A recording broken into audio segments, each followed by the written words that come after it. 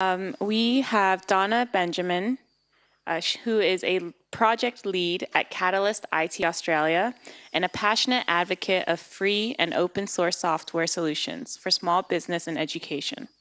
She is currently a director of the Drupal Association and the Open Australia Foundation. Please welcome Donna and her talk, Turning Stories into Websites.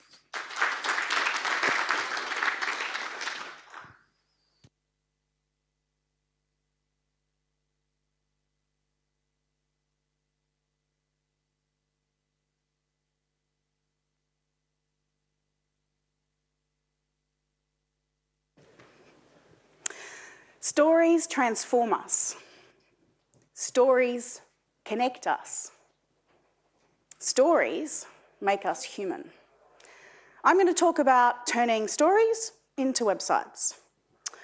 I'm a web therapist. People tell me about their websites and I help them make them better. So, doesn't want to. Nope. Something is not happy with my moving things forward. So that's me. Who are you? I'm making some assumptions, but I would like to test these. Hands up if you're a developer. Most of you.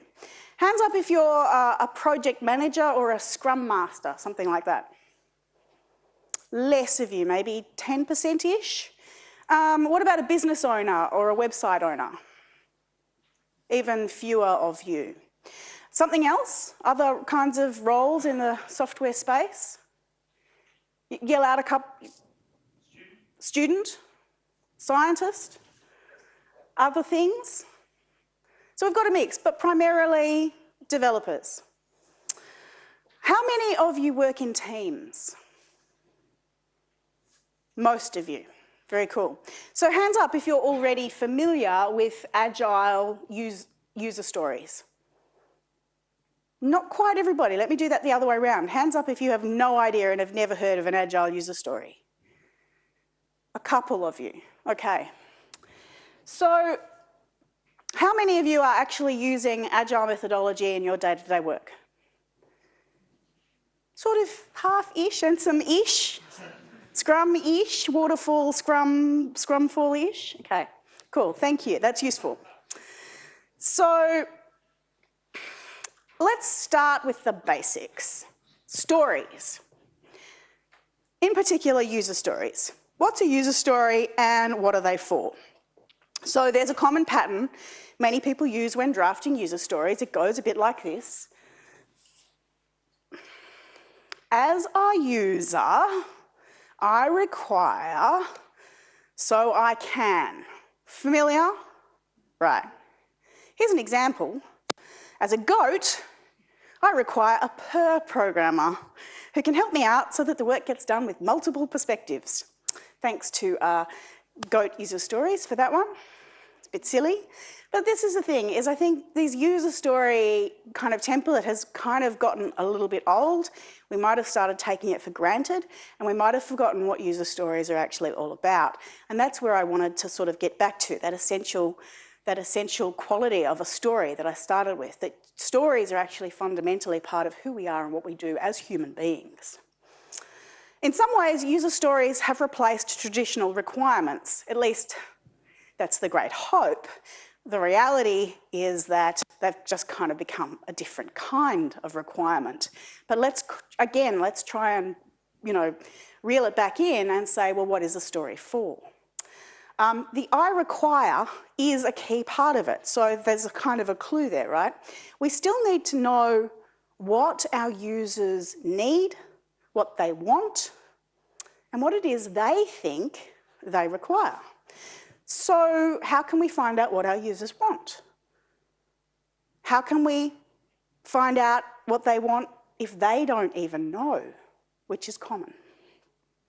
So there's a few methods that I have kind of been directly involved with or aware of or etc. And I imagine that they're going to be familiar to many of you. I want to kind of get a sort of vigorous nodding if you have been a sort of a direct either participant or perhaps victim of one of these methods. The good old workshop, right? Workshops are a great way to create shared understanding in a group of people. Great way to sort of get a sense of where we're all at, to share knowledge, to make it visible. Workshops are a good one. What about interviews? Right, one-on-one interviews are a really great way to go deeper, to have a real conversation with someone, to sort of uncover what their underlying requirements are, to ask them why, to get them to explain, to put it in the context, to really drive it back to the value that you're meant to be delivering. Then there's surveys. Who's used surveys? Yep, great. I mean, this is a really good way of getting that kind of super valuable quantitative data as opposed to the qualitative data you might get in interviews. It also is really nice and graphable so that, you know, when you're wanting to communicate that back to stakeholders about the value or the reasons why you're doing things, you can make pretty graphs and people go, ah. Then there's competitive analysis. I don't know that I'm using the right word here. So I kind of think this is like where you go and see, well, who else is doing this in our space? What are they doing? How are they approaching these challenges? Perhaps take screenshots of other websites, get a sense of the lay of the land. Use that as a way of saying, well, here's our shopping list of things we want to build. Anyone does that? Yeah, a few nods. And then finally, you have no idea you have no idea what your users want or need. You have an idea that you think they might want or need, so prototype it, build it, test it, share it, and iterate, yeah? Then you've got this list of requirements, right? So it's, you know, it's tested and you've done your surveys and you've done your workshops and you've got this long list of requirements, which is really great. Now, how do you now take that next step from this shopping list of things to build into a beautifully groomed product backlog that you can make a start on? How might you do that? Who's heard of invest as a way of breaking down requirements? Is this new? Excellent. Okay, so this was actually a mnemonic developed by a guy called Bill Wake. He's been working a lot in this space. He's a senior consultant at Industrial Logic, and he came up with this nice way of looking at getting into our user stories. So I is independent. Stories should be independent. They should stand alone. You should be able to build them in any order. They should not have dependencies on other things. N, negotiable. At the stage where you've got a user story and it's written down, it's not written in stone. You should still be able to negotiate the details. There should still be a communication process around that story. And you should be able to figure out the acceptance criteria. And this should be a conversation, a negotiation. Valuable. If the story that you're building is not about delivering value in some way or another directly to the product, the business, the customer, whoever, why are you doing it? This is a fundamental one. Small. Can you do it within a sprint, within an afternoon, before lunch? Is it actually of a size that's achievable within the arbitrary allotted amount of time that you have? It needs to be. Oh, I'm sorry. I must be confusing you. That's meant to be E, estimable. I'm jumping ahead. Estimable, can you estimate what's involved? How long it's going to take? Do you have the skills, etc.? And then you've got small. Sorry about that. So all I just said about that. And then T, testable. Can you actually test that it is doing what the customer, client, citizen, whoever wanted? Right? Can you test it? Do you have acceptance criteria? Is there something to test? Or is it all a bit kind of vague and hand-wavy and no one's ever going to be able to test it? Well, that's a good red herring, sort of good red flag that you haven't got a good solid story to start with. Invest. It's a good one, I think, yes? 15 minutes, oh wow, okay. I've got to rush. So if any of this stuff is new to you, then I really strongly recommend you look at User Stories Applied by Mike Cohn. Even if it's not new to you and you haven't checked this out, it's kind of like this Bible of how to do user stories. So very strongly recommend having a look at that. But when we talk about user stories, it's really easy to get lost in the details and to lose sight of that incredible, in that important big picture. So one way to avoid that is by using story mapping. User story mapping by Jeff Patton is another great book filled with practical examples on how to make sure that your user stories fit into a big picture and are tied back to the objectives that you're trying to achieve for the project as a whole, perhaps for the organisation as a whole. So this is a really good way to kind of make sure you keep your eyes on the prize. So you've got your user stories, you've estimated how, you've made them all really good user stories and buildable. How do you actually then take the very next step? Now, most of you said you work in teams, so it's probably no surprise that teamwork might be part of the puzzle. So what do you do with a user story? Do you just go off into a little cubicle and start coding? Or do you have a conversation? And this is where I want to, again, let's get away from the template and the product backlog and all of this Scrum terminology and get back to the idea of good storytelling. Do we understand who the protagonist of the story is? Are we talking about faceless icons as users, or do we really know who the people are that we're building it for? Can we have a conversation about them? So teamwork is really important.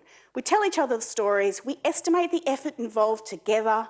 Do we have the skills? Do we have the shared understanding of what we're building? Group dynamics is part of it. When we talk about the skills, we also need to know that we have skills that are complementary, that we have the right mix, that we have people who are strong in some areas and maybe understand the others but can work together. Who's heard of Tuckman's model of group dynamics? The forming, norming, storming, performing. That's more nods there, right? You've got to know where you are in the journey. So as a team, kind of understand where you're at. Are you 4 new people who've been brought together for the first time and you have to figure out who you are and where you fit? Or have you been working together for a long time and already have kind of got established a groove? This matters to the way you can actually implement things. And then there's telling stories. I sort of preempted this a little bit by actually having that time within the team to talk about each user story, each requirement, but actually telling the story about why we're building that feature and for who, and is it valuable. That we have that in a conversational, narrative kind of way. It's not just a shopping list, of stuff to build. There's got to be a reason why. There needs to be a beginning, a middle, and an end. The estimating effort. Do you sit down? Do you agree? Are we in agreement that this is easy? Are we in agreement that this is no way we can do this in the sprint?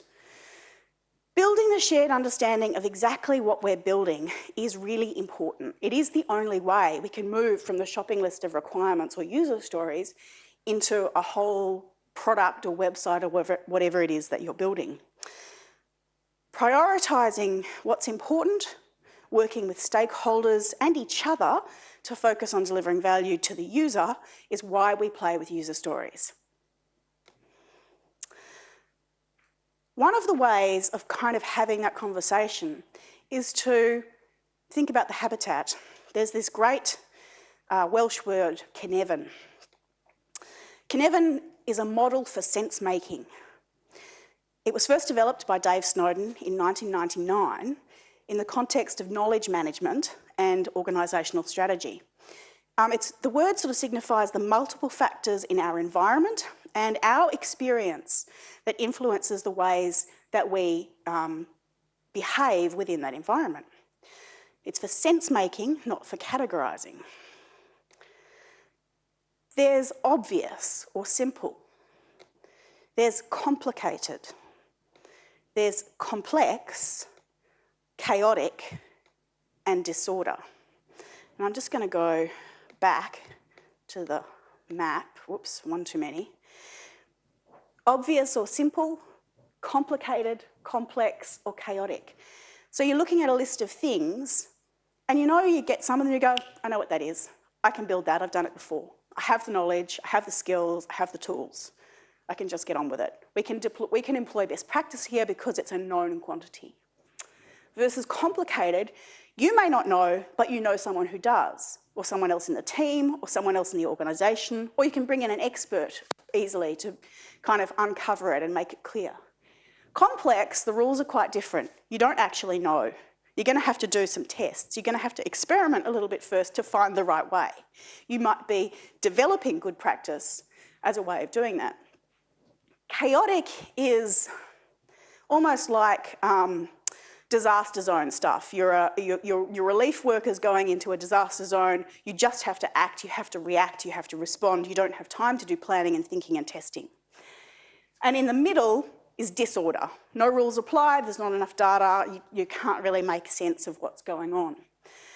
Tricky, down here you can't quite see it, but you can always slip from the obvious simple into chaotic if something changes. Perhaps the server goes down. So this is Cynefin. It's a really good way of just sort of beginning to get a sense of the big picture and where things might fit within it.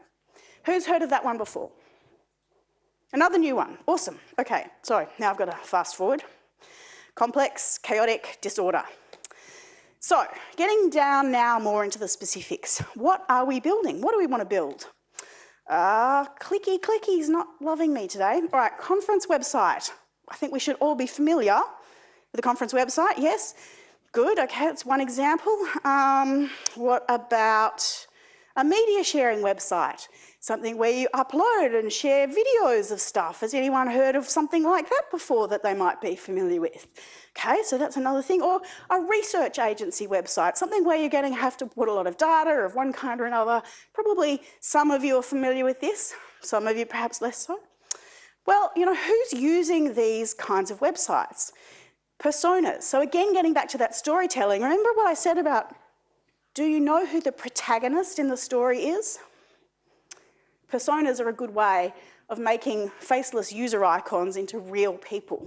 So let's use one of those examples. Conference website, nice and easy, we're all familiar with that. As a potential delegate, I want to know the date of the conference so I can see if it suits my schedule this year. Or perhaps as a future speaker, I want to submit a talk proposal so that I might be invited to speak at this conference. Achievement unlocked.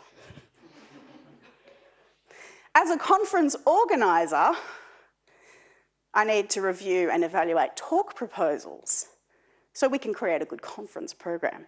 So you see that familiar template assigned to different types of users, which kind of fall very nicely into user roles, or I think in, say, Django, user groups, or role-based access control and sort of broad PHP. All sorts of different systems have different ways of managing this. So there's anonymous users, our potential delegates, authenticated users, our speakers, admin users, our organisers.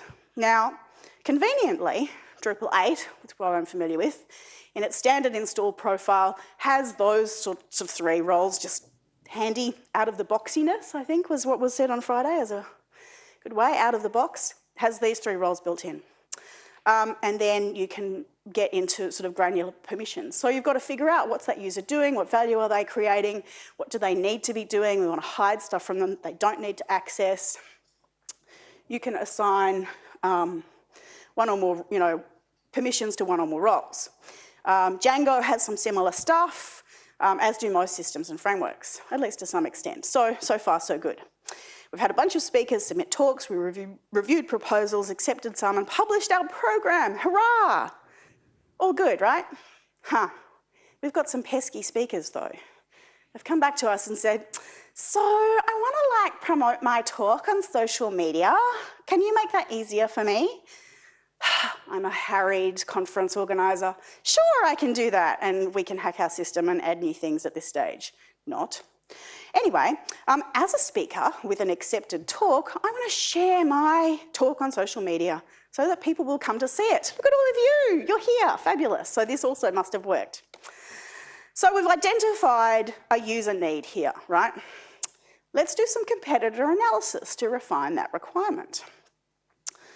This is a working example from Lanyard about the session, well, not this session, but when I did this talk once before.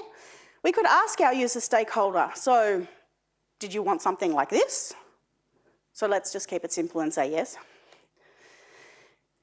Clicking on each logo should pre-populate a post with the URL and session details. Kind of like this. Yeah, this is a model that works. So this is a sort of tried and true pattern. So we can get this down into the sort of simple or obvious phrase of area of Cynefin. So then if I was to get into and implement it, I'm going to go through this really quickly. Choosing a right contributed module in the Drupal world is kind of part of the dark art of how it all works. Fortunately, the Drupal Association did some work to kind of make that easier. There's a resource guide. Here's a website that I had been working on at some point that, you know, has implemented this. Get in under the hood, get some clues. Yeah, something in there, I see service links. Okay, so that gives me a clue that I should look at the service links module, which kind of does exactly what I want. So, I rushed through that very quickly. All right, so to kind of bring it all together, the general kind of agile world, we have these user stories. We need to kind of make sure that they represent what our users want. We need to work together to understand that we're building the right thing, that we can build it, that it's doable. And we ultimately then need to implement this within one of these systems that we use, whatever they might be, whether it's Python, PHP, Django, Mezzanine, Wagtail, something entirely different. The process should apply regardless. So who here has heard of the Agile Manifesto? Most of you, so I'm not going to read it out. You know what it is. I kind of distilled it down into this. It's people who collaborate that make products evolve. This is how we can bring stories to life, by working together and by understanding the people who are at the heart of those stories.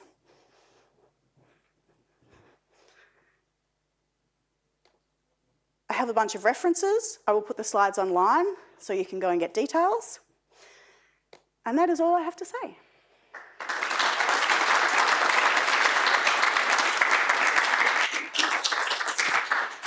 Do we have yes, questions? Thank you, Donna. That was really good, and I think we're all going to have lots of reading to go and do, as well as some nice new terms like Cynefin. Cynefin, that's almost what I said. Yeah, I only just learned how to say it. One of the things you mentioned was competitive analysis, and I was wondering if you have any more advice about how to go from we should have this feature because our competitors do to something that is perhaps more user-focused. Look, I think that's an incredibly good question. How do we kind of break that thing of like everyone's got this so we need it too, and then bringing it back to, well, hang on, how does that meet our objectives? Not just because it's the Joneses have it, but how does it meet our objectives? What do our users want? Have any of our users asked for it? Is just push back. I mean, it's easy to say that. Sometimes you're not in an environment where you can, but kind of working towards that, again, that teamwork thing of saying, wait, let's make sure every single thing we build is moving towards one of our objectives. And that's what the Jeff Patton's user story mapping one is really good. You might remember in that picture there were 4 blue kind of diamonds at the top.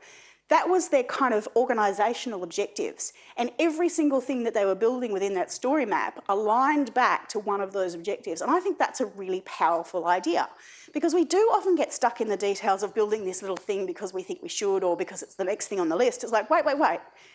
Where is the value? And if you can get that conversation happening in your organisation, then you're going to be a long way towards preventing that kind of, let's build it because they've got it. Hi. How granular should you get in the storytelling, in telling the stories? It's about, they also, well, I sort of messed up the order of those, but they should be small, but not too small. If you can do it in 5 minutes, it's probably a little bit too small for a user story, and you might want to bundle up a little collection of them. So you want to kind of keep it at a reasonable sense, but there's a lot of stuff going on in the agile world where it gets very much about the method and the process and less about the building and the doing.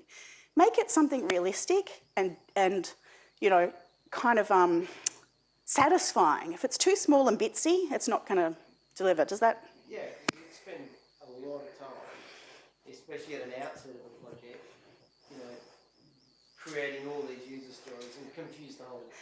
Just for the recording, yes, you can spend an awful lot of time at the beginning creating all these user stories without really getting down to the work. Well, one of the other kind of, rules of thumb is at the beginning you can have very big undefined questions or epics.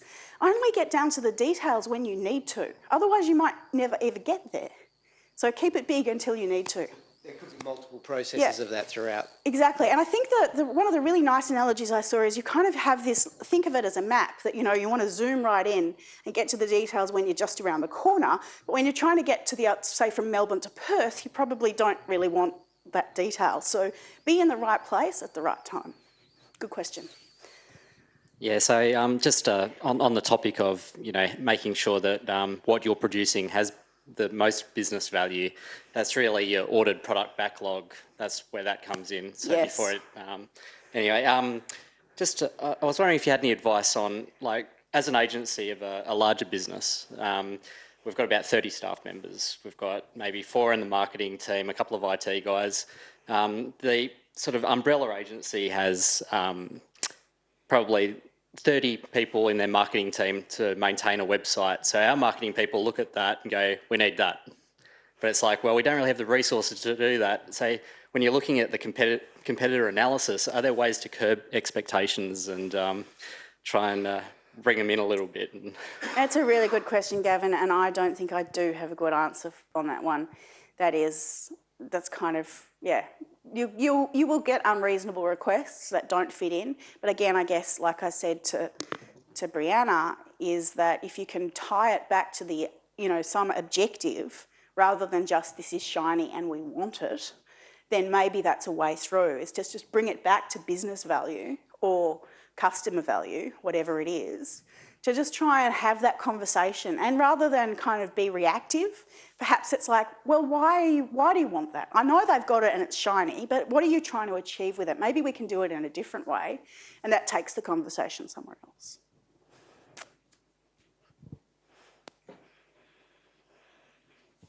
So although we never really talk about it in these terms, there's a lot of applications here in research, but the stories are extremely iterative. And so I was wondering if you could comment on how to apply this sort of model where you're talking to your collaborator and they want to do this, and then you do that, and then you get an answer, and then that informs the next step of the experiment, and it just sort of continues. So I always like to try and apply things that don't fit. It's always fun.